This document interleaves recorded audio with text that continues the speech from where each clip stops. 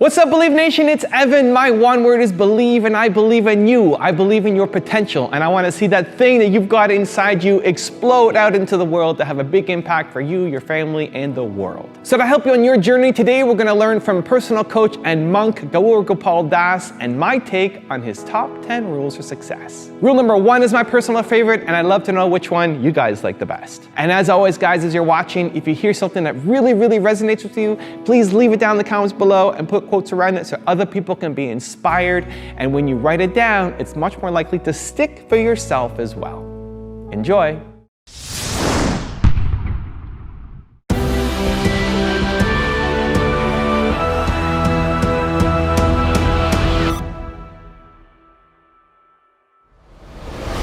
Do you know something? In the game of life, you're playing a cricket match against an entity called the mind. No one on planet Earth can stop you from accomplishing and achieving what you want if you can bat against the googlies that the mind bowls at you. How many of you have experienced that the mind bowls googlies? Good. When it comes to exercising and jogging, how many of you know that the mind bowls googlies? Majja. Soja. How many of you have trouble in studying? Raise your hands as students. My God. And you come here, you hear all of these things. Don't get distracted by WhatsApp. Don't get distracted by internet pornography. Don't get distracted by Twitter. Don't get distracted by Facebook. Study. Don't get distracted by birds to do bird watching. Study. All these distractions. इधर आके कुछ उपदेश देते हैं कुछ लोग साधु लोग आपको. उस पे बात भी फेल होता है. So one father was telling his son, देख तेरे क्लास में वो लूसी है ना, लूसी देख फर्स्ट आई है वो, और तू नालायक फेल हो गया. वो बोला देख के ही फेल हो गया मैं उसको. देख के ही तो फेल हुआ मैं उसको. I'll tell you something. My God. Why? Because the mind doesn't want you to win the game of life. How many of you wanted to wake up early in the morning? Raise your hands. Only wanted, I asked. Wanted to wake up early in the morning. And how many of you have done something called as setting an alarm clock? And then after setting the alarm clock, that's an alarm. Whether you want it or not, it rings. And when it rings, the mind puts its first googly. What does the mind do? By putting the googly, makes you clean bowled when you do the first snooze. You are out. You are out. If you snooze, you are out. I want to say one thing. Just one. And probably this will change the direction of your life. You know something? When you snooze the alarm, what happens? You decide to give in to the mind's ball. And this is how your morning begins. By giving in to the mind. सवेरे की शुरुआत होती है इस bowler से clean bowled होके. आगे क्या मैच जीतेंगे? ये तो दिन की शुरुआत है. By giving in. And it's no problem giving in. Sleeping 5 minutes extra is no problem. The problem is you develop the attitude of giving in. You tell yourself that what I decided last night is not as important. What is important is what the mind says. Because we listen. I'll tell you something, my humble advice. Because it's not just about getting up in the morning, it's about every aspect of life. Whether it's your work, if you're working, whether it's your study, if you're studying, whatever we do. The problem is, it's not about one thing. Sabere ho gaya na, it reflects in every area of life. इसलिए मैं कहता हूं, अगर 4 बजे नहीं उठना, मालूम है ना अपने से नहीं होता, 4:20 का अलार्म लगाओ, लेकिन 4:20 को उठो. Don't allow that snooze. There is a concept called sledging in cricket, where the opponent team comes and gives gali to the batsman.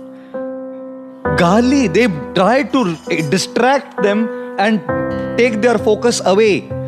One thing that Sachin is adored for in the history of cricket is sledging hasn't bothered him. This man is cool. Are you cool? When people do sledging against you in the game of life, are you cool? Or you lose your cool? There will always be people who are out of control. Can you stop a guy from criticizing you? Can you stop an opponent team from sledging? कुछ नहीं कर सकते. It's called things which are out of our control. People are out of our control sometimes. Are situations in your control many times? No. The guy who was batting was expecting an in-swing ball. And that's what the bowler bowled. And one gush of wind, an in-swing becomes an outswing. And is caught out. Lot of things, situations, people are just out of our control. How many of you think question paper is in your control? And when things go wild, I'll tell you what happens with us. This is what happens with us. You know?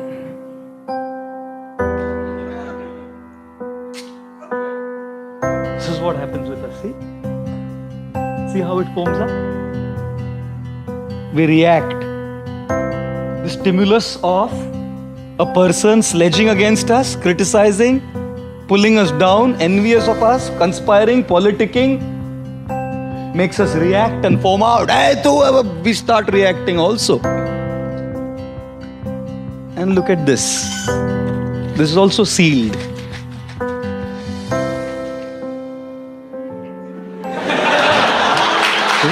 The question is, do you want to be a 7-Up can or a Oxycool bottle of water? And I'm sure a lot of us would say, Prabhuji, हमको तो दूसरा कुछ सोचता ही नहीं है प्रभुजी. And thus, in our life, we will always have a stimulus. And we can choose to respond because between the stimulus and response is our choice. A great personality is not born in the maternity ward. A great personality is born by the choices that one makes. And therefore, when there are all kinds of stimuli, we have to learn how to respond. If we are not strong spiritually, it is impossible. If we are not strong culturally, it is impossible. All this sounds great and good and we know, yes, I want to do it. I can't be a can of soda. I want to be a water bottle. But is it so easy? No. That is why coming here is so important. That is why these foundational ethics of spirituality are so crucial in this age. As all of you are going to be successful in your own areas of life, if not cricket per se. And thus, we have to learn how to respond. What is the most selfish one-lettered word? I, isn't it? Everything revolves around I.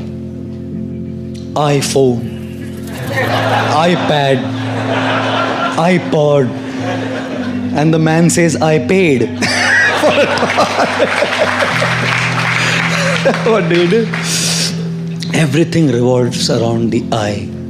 And what does I stand for? I stands for expectations. I should be treated like this. I should be loved like this. I should be dealt with like this. I should be respected like this. I should be given these many marks. I should not be given this. You're all leading a life of super high expectations. Everything revolves around my opinions, my desires, my likes, my dislikes. I love this, I want this, I don't want this.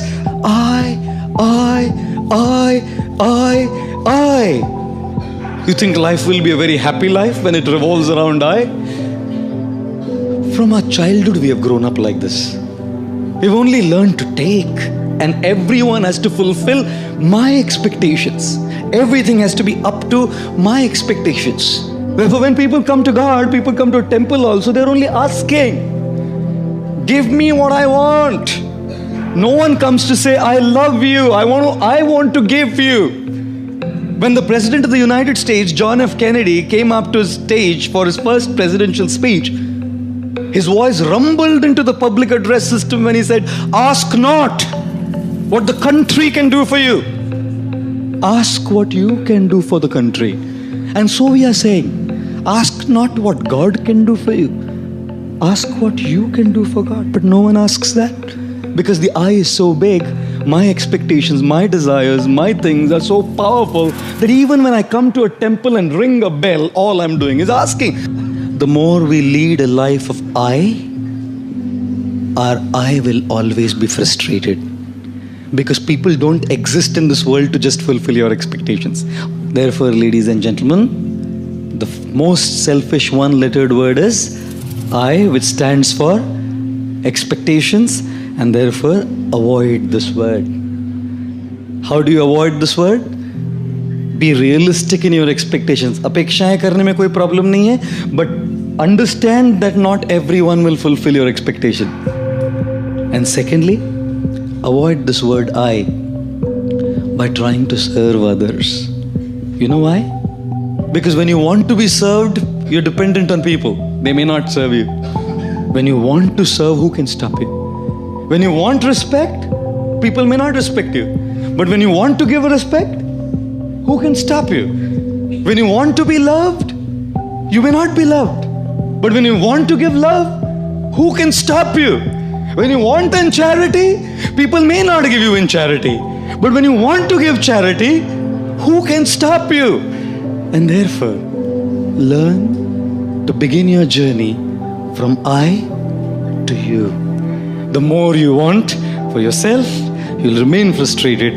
The more you want to give, you will remain happy. When you want to achieve success in your career, in your academics, in your business, in your profession, we will fail. And that's the example of the giraffe. When the baby giraffe is born, falls from such a high distance straight on the ground, the mother positions herself right above the baby giraffe. And guess what she does first? Gives it a hard kick. बच्चे का जन्म होता है और माँ आके खाट से लात मारती है. तो बच्चा समझता नहीं, अभी तो आया है जिंदगी में, मतलब लात मारे, कौन लात मारा, लात का मतलब क्या है मालूम नहीं उसको, अचानक एक झटका मिलता है उसको. So as it's just coming out of that impact, झटका, the mother gives a second harder kick. Now the guy understands. अगर मैं कुछ किया नहीं तो ये चलता रहेगा सिलसिला. So this baby giraffe starts getting up on its wobbly legs, you know, on its wobbly legs. And as the baby giraffe gets up on the wobbly leg, थोड़ा खड़ा होकर, खड़ा होना सीखा ना, फैड एक और लात मारती है माँ. फिर गिर के he gets up and starts running. And then the mother giraffe goes, hugs the baby and starts kissing the baby. You know why? Because the baby giraffe's flesh is very soft and supple, and hyenas and lions love it. The mother knows that I can't be with the baby giraffe all the time. I have to go and get food for the baby. How would I protect it? इसलिए पहले ही एक ऐसी लात मारो कि ये उठना सीखे. और फिर जैसे थोड़ा उठा ना, तो एक और लात मारो तो याद रहे और फिर उठना सीखे. जिंदगी भी माँ मदर जिराफ जैसी है. कई बार लात मारती है. We fail. We should get up. And we'll fail again. We should get up. And like I always say, don't just go through life. Grow through life. It's quite amazing, isn't it? That when something's stuck in our tooth, the tongue just keeps going to that tooth. Until unless that stuff is out of our tooth, it just keeps going there. Now, there's 31 other teeth in our mouth. When nothing's stuck, the tongue can go there and say, hey, wow, look, there's nothing stuck here. Go to one of the other tooth where there's nothing stuck and say, hey, look, amazing, there's nothing stuck here. But just the nature of the tongue that it keeps going to where something is stuck. And surely, we have to deal with it. Whenever I travel in my handbag, I always have dental floss and a box of toothpicks with me. Just in case something is stuck, I have to take it out. Certainly, we have to deal with it. At the same time, there's a lot of other good things that we can focus on. Ladies and gentlemen, it's not just the nature of the tongue. Isn't it the nature of the mind as well?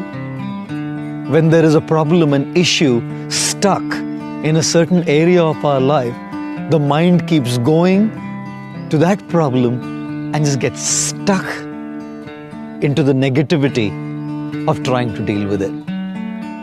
But there's 31, or shall I say many, many more, good things happening in so many different areas of our life where there's no problems, no issues stuck. Yet, the mind only keeps going to those areas where there are problems. It is necessary, therefore, for all of us that we focus on the good that is happening in our life and deal with the bad or the problems that are happening in our life. Let us not consume our minds with negativity. Let us consume our minds with positivity. Focus on the positive and deal with the negative. Most often, if not always, our lives seem to be out of balance. And when lives are out of balance, it makes us very irritable. You know, when we drive a car, we always drive a car and a car has 4 wheels. A rhetorical thing to say, isn't it? You drive a car on these 4 wheels, and these 4 wheels in the car of life represent, first wheel, your personal life, your health, your mind, yourself, the things that you love to do, the things that you would want to do, not have to do. Most times we live a life of have to do. I have to study, I have to work, I have to pay my bills, I have to pay the taxes, I have to do this and I have to do that. I have to go for this social function. I don't have a choice. I have to. Where did the love to go? We just end up living a life of have tos and have forgot about our own selves. By subscribing to the pressures that come from all fronts in our lives, we've forgotten to live our own lives. We don't have time to unwind. We don't have time to spend with our own selves. We don't have time to be with nature and take a deep breath and just relish the crispness of the air. We don't have the time to do all of that, especially in a metropolitan city like this. When the pressures are so high and the pace is so fast, we just don't have time for ourselves, ladies and gentlemen. And that's one car, one wheel of our car, isn't it? Personal life, our health, for instance, such an important thing. But at the cost of just running, we forget to pay attention to our own health. The second wheel of the car is family life. Demands attention, isn't it? Your personal life demands attention. Your family life demands attention, isn't it? Before marriage, when you are in love, they call it a crush, isn't it? But after marriage, all that is left is Candy Crush. All the crushes are gone and all that you're left with is a Candy Crush. Just keep playing Candy Crush. And all the headaches coming from all the pressures. One lady went to a doctor and the doctor said, "How's your headache, madam?" She said, "He's out of town." Gosh, I must tell you. Demands a lot of attention. Your personal life, the first tire, do you have one? Do you have a personal life is my question. Do you have time for your health? Even in my hectic schedule, I have made 5 days of exercise here still. In all the lectures and all the talks and everywhere I go, because that's what's going to keep me going. I have to give time to myself because I don't get more than 3.5 to 4 hours of sleep. So if I don't look at my physical fitness, I'm gone. Ladies and gentlemen, do you give time for yourself? Do you have time for yourself, your personal time? Or is that wheel out of balance? Is it a flat tire? The third wheel, tire of the car of life is your professional life. Your personal life needs attention. Your family life needs attention. Your professional life needs attention. And the fourth is your social life. Your friends, people around you, your colleagues. Those relationships that matter a lot to you. Those people who would support you in time of need. Because to your spouses, to your family, you could speak a little. Sometimes certain things are not always confided with just blood relationships. You need that social side. People to whom you can speak. Open up your heart. How often do we just carry this baggage of stress and load, anxiety and worry in our heads, lugging it all around as baggage? There's a social side to our life. Our friends, I've had those moments where I've snapped, even as a monk, because I'm a human being. Just because I put these robes of a monk doesn't mean I've become, a celestial angel. I'm still a human being. When one of those tires is out of order, if I haven't slept well, if my health is out of place, I'm going to snap out. You carry work pressures at home, you carry home pressures at work. Ladies and gentlemen, irritability is a symptom of an out of balance life. Stability in our responses is a symptom of a life in balance. We are irritable, we snap, we react at the drop of a hat for trivia just because we are out of balance. People who have a balanced life know how to handle pressure. People whose lives are not balanced sink under pressure and get so irritable at little things, they just kind of snap off. I'm actually a camera shy person, believe it or not. When people shoot me and they just post some clips, that's fine with me. But talking to a camera, it's a machine. It's just some electronic machine.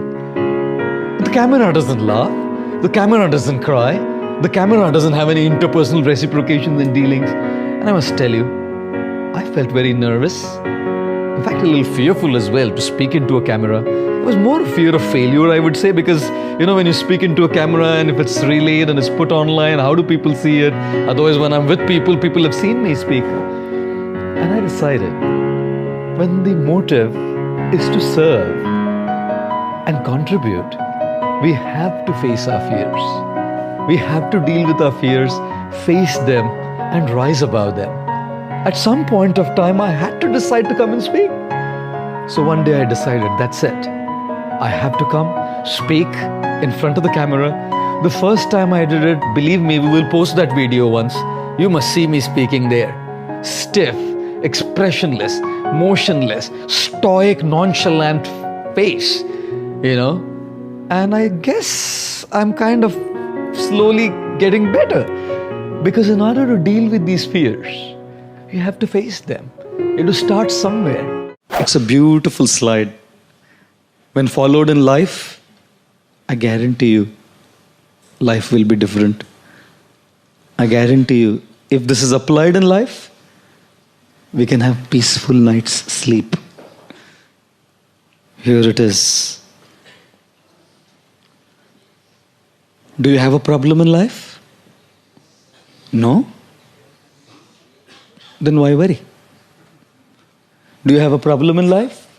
Yes. Can you do something about it? Yes. Then why worry? Do you have a problem in life? Yes. Can you do something about it? No. Then why worry? Isn't it? Is it not?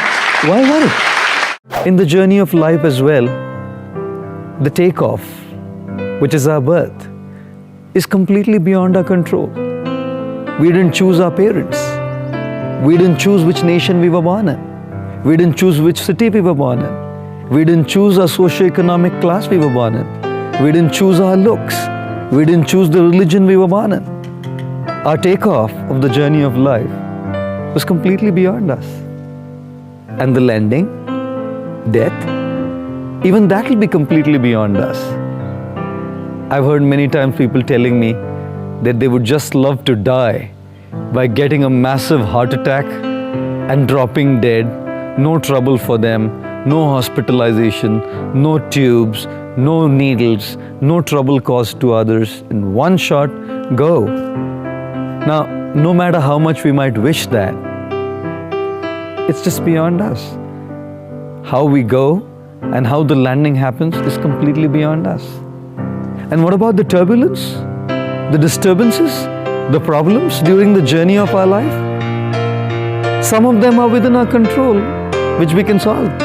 But many problems and issues and the turbulence caused is completely beyond our control because it's caused by situations which are beyond us. It's caused by people who are beyond us. Yes, ladies and gentlemen, in this journey of life, the takeoff, the landing, and the turbulence is not in our control. What is in our control, however, is the choices we can make.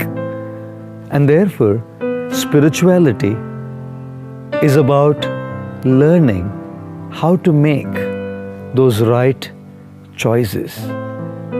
When we learn to make those right choices, we learn to live a transformed, happy, fulfilled life despite all the turbulence and problems that are going on around us.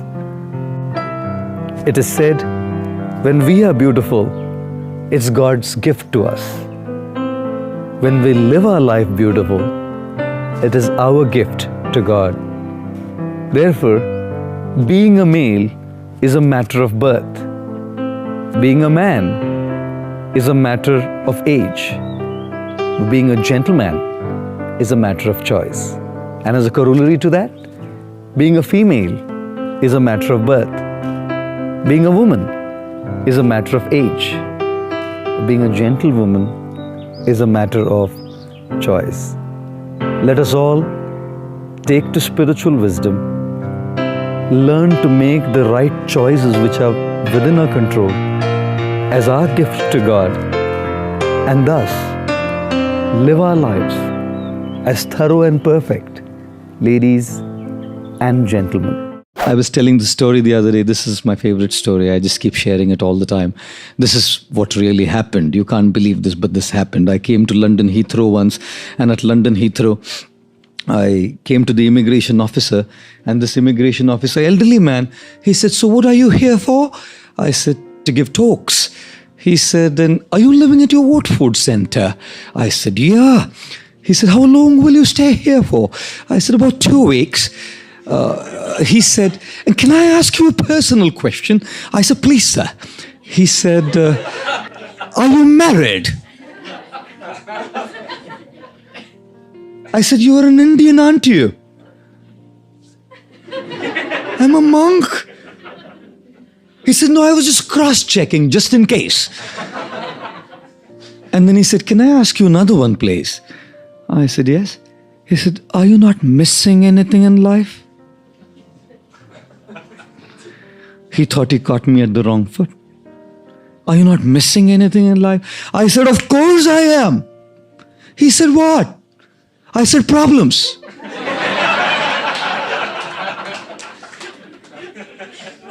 You know what? He loved my answer. Believe me, hand on my heart, he stamped my passport, and as I'm walking out of the gate, he put his hand on my head, blessing me, said, "Son, remain like this.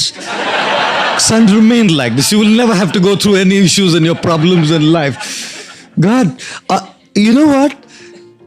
I mean, it's nice to laugh at, but as I walked through the gate, I turned to him and told him, "Look, gentlemen, I must tell you something. Don't think that me as a monk is free from problems. Anyone who lives in this dog-eat, dog-live world, as they might say, or anyone who lives in this world full of rat race and pressures, whether it's you who are a student studying, or one of you corporates or business people who's working, or married man or lady who's kind of dealing with family life, or myself as a monk, we are all subject to our own pressures. We are all subject to our own stresses. We are all subject to our own individual worries and anxieties. Just the flavor is different. Thank you guys so much for watching. I made this video because Yogesh Desai asked me to. If there's someone you'd like me to cover in a future top 10, check out the link in the description and go and cast your vote. I'd also love to know, what did you learn from this video? What lesson really hit home the hardest? What are you going to immediately apply somehow to your life or to your business? Leave it down in the comments below. I'm really curious to find out. I also want to give a quick shout out to Pramad Kumar. Thank you so much for picking up a copy of my book, Your One Word, and taking that picture and posting it. I really, really appreciate the disappointment, and I hope you enjoyed the read. Thank you guys again for watching. I believe in you. I hope you continue to believe in yourself and whatever your one word is. Much love. I'll see you soon. A lady asked me after the session, in the Q&A session, "Sir, you said that you were an electrical engineer. Why did you give up your career as an electrical engineer?" I said, "Madam, I didn't give up my career as an electrical engineer. I upgraded my career from being an electrical engineer to a lifestyle engineer." And I said to her, each of us, based on our particular faculties of knowledge, should be contributing to the world's solutions to problems. Engineering is all about offering solutions to problems. All engineers are offering solutions to problems. All bodies of knowledge offering solutions to problems. And I thought mine is one, offering solutions to problems related to lifestyle. And therefore life is all about breathing. Rhythmic breathing. I was mentioning this in the Mantra Lounge last night. You can't just breathe in and keep the breath there, can you? You can't just breathe out and keep the breath there, can you? The smooth rhythm of breathing in Sanskrit is called yagya. The 4th chapter of the Bhagavad Gita calls the smooth rhythm of breathing as yagya, where you take to give. You take, you give. It's taking in, giving out. Taking in, giving out. Yes, we must take, because if you don't take, how will you give? If you don't feel hope, how will you bring hope to someone? If you don't feel loved, how will you bring love to someone? If you don't feel uplifted, how will you uplift someone? If you don't have resources, how will you share resources with others? So have, take, be successful, earn a lot, get there, and serve. Give your time, give your resources, give your mind, give hope, give love, give something. Money is not wealth. Money is just a part of wealth. And you must have it, obviously. All of you are looking forward to having money, and you must obviously have it, but it's just a part of wealth. 2nd of February 2005. I was lying in our monastery, in our ashram, on the wooden floor, exhausted, tired from the anxiety last night. And suddenly a fellow monk, one of my friends, came up to me and woke me up, saying, "He's leaving. He's leaving." I got up, gathering myself together, rushing to go to the room where my dear friend, Stoka Krishnadas, was leaving his body. Memories were flashing through my mind as I was rushing towards this room. He was a monk with me, had stayed together, we'd stayed together. At a certain point, he had decided to move on and get married. He went out, he'd taken a job in the hospital we run, the Bhaktivedanta Hospital, as the librarian. He'd just gotten married, his wife was pregnant, and while the wife was pregnant, he was diagnosed with melanoma cancer. He decided that he wanted to leave the body in the monastery where he spent most of his time. We had brought him to our monastery. As this memory flashed in my mind and I was rushing there, I remembered every day I went to sing God's names to him on the harmonium. My tear filled eyes as I cried, seeing a dear friend struggling with melanoma cancer. Every single time I looked at him, my vision was blurred, because it was someone so dear. Yet, this gentleman was amazing. He had a beaming face. All the excruciating pain that he went through hadn't affected his determined resolve. You look at his face. Look at that smile. No morphine was working on him. I realized this stuff works. His wife had given birth to a baby girl. They brought the baby girl to right next to him. It was the last time she would see him. It was the last time his wife would ever be with him. Ladies and gentlemen, as I walked to the room, my Guru, Radhanath Swami, the author of the popular book, The Journey Home, was right next to him, giving him hope. I was astounded. Inside the little room, there were so many people. I was standing right next to him with my Guru Radhanath Swami. Outside were 450 members of our community, all together chanting the names of God. What I saw here was a man who didn't have a Lamborghini. What I saw here was support. What I saw here was people. People who were there to financially support him. People who were there to medically support him. People who were there to spiritually support him. People who were there to emotionally support him. I was amazed at the kind of support this man had. You know something? When you're born, people love you. And when you die, people love you. In between, you have to manage. And this man had managed truly well. He had invested so much in relationships with his people that when he was in dire need, people had come to him. Ladies and gentlemen, yes, it is important for us to have support. Wealth doesn't just mean money. Wealth means money plus people and support. One gentleman said, do you know what's the difference between complete and finished? He said, if you find the right partner, you're complete. If you find the wrong partner, you're finished. But if you find the right one catching you with the wrong one, you're completely finished.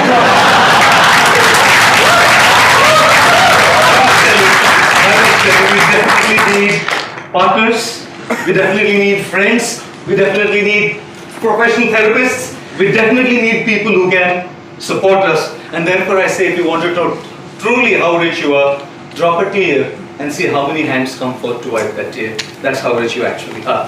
That's that. So let me give you the one word secret to happiness. One word. This is all you need to be happy. The most important word ever. If you had to think of one word that's most important to you or that sums you up or that would be kind of like a little beacon. Hey Believe Nation, if you want to know what the most important one word is for Tony Robbins, Gary Vaynerchuk, Oprah Winfrey, will.i.am, and Howard Schultz, I have a very special secret video for you. Check the description for details.